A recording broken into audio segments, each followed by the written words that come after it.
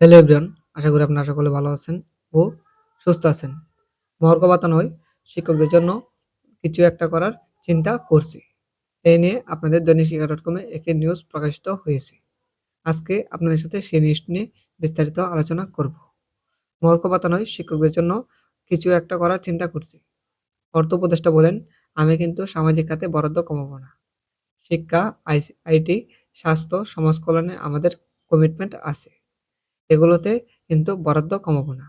আমাদের অর্থদাতারা বলেছে, তোমরা অবকাঠামো করবে, আমাদের থেকে বাজেট সহায়তা নেবে, কিন্তু এইসব খাতে বরাদ্দ কমাবো না।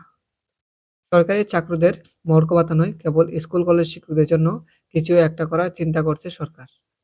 সম্প্রতি এক সাক্ষাৎকারে অর্থ উপদেষ্টা সালাউদ্দিন আহমেদ এমনটাই জানিয়েছেন। এক প্রশ্নের উত্তরে তিনি বলেন, কেবল স্কুল কলেজের শিক্ষকদের, অন্যান্য কিছু বিষয়ে আমরা দেখব, যদি সম্ভব হয়। এটি অবশ্যই ফ্রেমের মধ্যে, আমরা কোনো পে স্কেল পরিবর্তন করব না। তিনি বলেন, আমি কিন্তু সামাজিক খাতে বরাদ্দ কমাবো না। শিক্ষা, আইটি, স্বাস্থ্য, সমাজ কল্যাণে আমাদের কমিটমেন্ট আছে। এগুলোতে কিন্তু বরাদ্দ কমাবো না। আমাদের অর্থদাতারা বলেছেন, তোমরা অবকাঠামো করবে, আমাদের থেকে বাজেট সহায়তা নেবে, কিন্তু এসব খাতে বরাদ্দ কমাবো না।